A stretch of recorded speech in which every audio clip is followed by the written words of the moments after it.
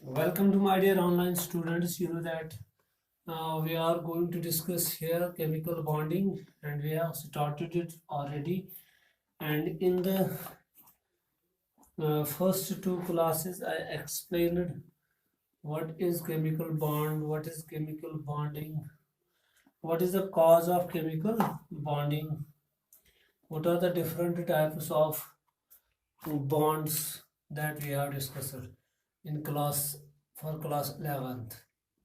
For class 11th, we are discussing here chemical bonding.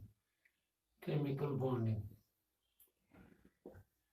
You know that इसमें मैंने आपको पहले ही समझाया कि जो पीरियोडिक टेबल में एलिमेंट्स है उसमें दो किस्म के एलिमेंट्स पाए गए हैं। एक तो है एज यूजुअल एलिमेंट, दूसरे है नोबल गैसेस या नोबल एलिमेंट जिनको हम बोलते हैं, जिनकी इलेक्ट्रॉनिक कॉन्फ़िगरेशन बहुत स्टेबल मानी जाती है।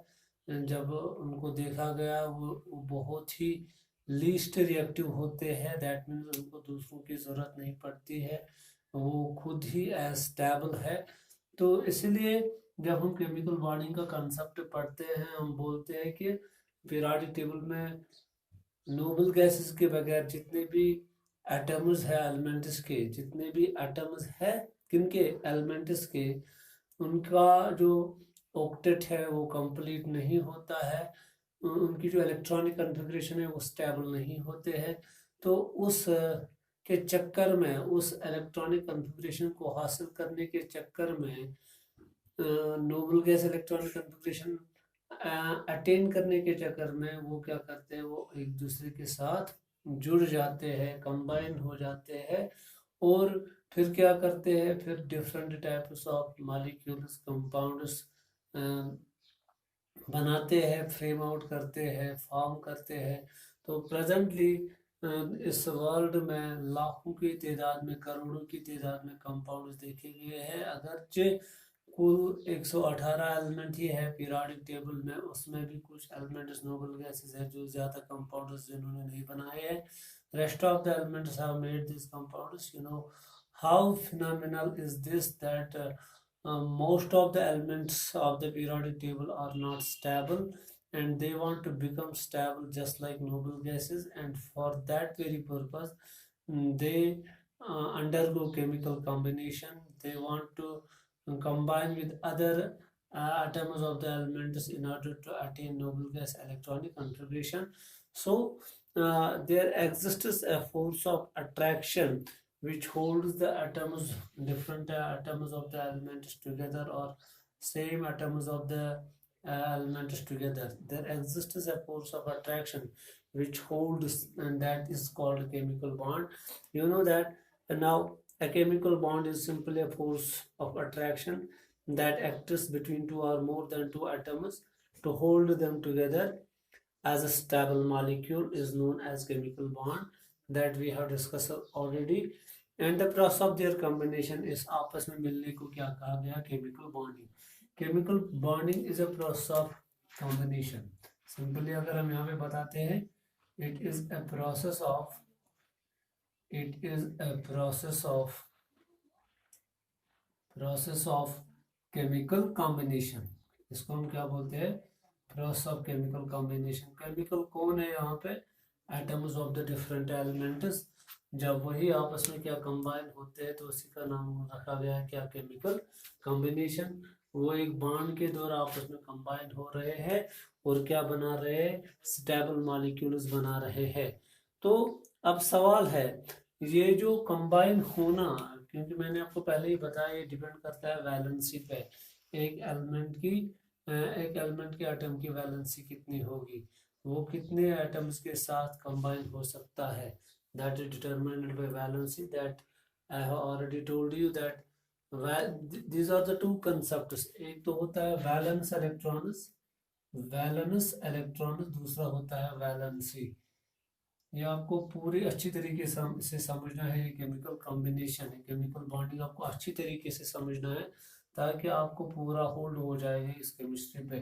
वैलेंस इलेक्ट्रॉन्स हो गए last shell electrons, last shell electrons जो एक एटम के आखिरी शेल में इलेक्ट्रॉन्स होंगे वही क्या कहलाता है, वैलेंस इलेक्ट्रॉन्स। वैलेंसी क्या होती है? Combining capacity. Combining capacity that means ये कितने एलिमेंट्स के साथ, ये कितने एटम्स के साथ जुड़ने की सलाहियत रख सकता है। ये वैलेंसी कभी लार्जर इलेक्ट्रॉन्स भी हो सकते हैं। सपोज अगर हम देखेंगे ग्रुप ग्रुप फर्स्ट, सेकंड और 13, ग्रुप फर्स्ट, सेकंड और 13 के लिए जो लास्ट इलेक्ट्रॉन्स होते हैं, जो लास्ट शेल इलेक्ट्रॉन्स होते हैं, वही उनकी क्या होती है, वही उनकी वैलेंसी होती है। मगर जो कौन है, ग्रुप 14, शाबाश, ग्रुप 15 अप टू क्या, शाबाश, ग्रुप 18, ग्रुप 14, 15, 16, 17, 18, उनकी जो वैलेंसी होती है वो किसके बराबर होती है?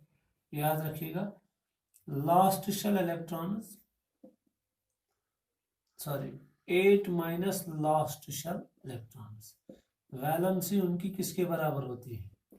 8 माइनस लास्ट शेल इलेक्ट्रॉन्स, ये है उनकी वैलेंसी। हमारे यहाँ पे क्या होता है इन तीन के लिए। और जो बीच वाले ग्रुप है, कौन कौन, शाबाश, जो उसमें आता है third, fourth up to 12th, third group से कहाँ तक, शाबाश, 12th ग्रुप तक, जो है उनकी जो वैलेंसी होती है वो वेरिएबल होती है। क्या होती है? वेरिएबल। दैट मीन्स वो एक ही किस्म की नहीं होती है। सपोज अगर हम आयरन की बात करेंगे, आयरन कभी कभार प्लस हमें 2 भी वैलेंसी शो करता है, आयरन कभी कभार 3 भी वैलेंसी शो करता है। दैट मीन इनकी वैलेंसी फिक्सड नहीं होती है। किनकी? शाबाश, जो डी ब्लॉक एलिमेंट्स होते हैं, डी एंड एफ ब्लॉक के एलिमेंट्स की जो वैलेंसी होती है वो फिक्सड नहीं होती है, वो वैरी करती है। तो ये आपको यहाँ पे याद रखना है। मैं फिर से बताऊंगा, जो एटम्स होते हैं डिफरेंट एलिमेंट्स के एक्सेप्ट नोबल गैसेस, वो क्या करते हैं, उनका जो ऑक्टेट वो कंप्लीट नहीं होते हैं, तो इसीलिए वो क्या करते हैं, वो कंबाइन होते हैं या तो अपने ही एटम्स के साथ या और एटम्स के साथ, तो क्या बनाते हैं, केमिकल बॉन्ड। मगर जो उन एटम्स के बीच में जो उनको जो एक फोर्स उनके बीच में डेवलप होता है, जो उनको आपस में जुड़े रखता है, तो उसको हम क्या बोलते हैं, शाबाश, chemical bond. A force that acts between two or more than two atoms to hold them together as a stable molecule is known as a chemical bond, and the process of the combination is called chemical bonding, and this chemical bonding wholly and solely depends upon the valency। कितने bond बना सकता है ये सारा depend करता है किस पे, वैलेंसी पे। फिर मैंने बताया ग्रुप फर्स्ट, सेकंड और 13, उनकी जो वैलेंसी होती है वो उनका क्या होता है, जो उनके लास्ट शेल में इलेक्ट्रॉन्स होते हैं वही उनकी वैलेंसी होती है। मगर जो ग्रुप 14 से ग्रुप 18 तक के एलिमेंट्स है उनकी वैलेंसी किसके बराबर होती है, 8 माइनस लास्ट शेल इलेक्ट्रॉन्स। और जो ग्रुप जो D and F block elements, that means जो ये 14 to 18 पी ब्लॉक एलिमेंट्स हैं, डी एंड एफ क्या होते हैं, शाबाश, इनमें क्या, इनकी वैलेंसी वेरिएबल होती है, वो कोई फिक्सड नहीं होती है। और फिर मैंने आपको ये भी बताया कि रीज़न क्या है, दो रीजंस है क्या करने के लिए, एक आइटम क्यों केमिकल कॉम्बिनेशन में टेक पार्ट करना चाहता है, इसके पास दो रीजंस है। एक ओल्ड कंसेप्ट है जो मैंने आपको बताया, in order to attain noble gas electronic configuration, that is octet rule, that means अपना आखिरी शेल में कितने इलेक्ट्रॉन अक्यूर करने का मसला होता है, 8। जब तक एक एलिमेंट के आखिरी शेल में 8 इलेक्ट्रॉन नहीं आएंगे तब तक वो स्टेबल नहीं हो सकता है। तो इसी 8 इलेक्ट्रॉन को हासिल करने के चक्कर में क्या करते हैं, शाबाश, ये केमिकल कॉम्बिनेशन में टेक पार्ट करते हैं।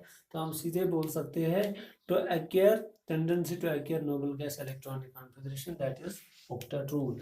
तो यहाँ पे मैं लिखूंगा कि दो जो रीजंस है, जो दो रीजन, मैं फिर से रिपीट कर रहा हूँ ये, ताकि आपको ये समझ आए हम क्या पढ़ने जा रहे हैं। Reasons for chemical bonding, reasons for, मैंने तो ये समझाया, अब मैं थोड़ा बहुत आइडिया दूंगा। रीजंस फॉर केमिकल बॉन्डिंग, वो मैंने समझाया, दो रीजंस हैं, शाबाश, क्या, टेंडेंसी टेंडेंसी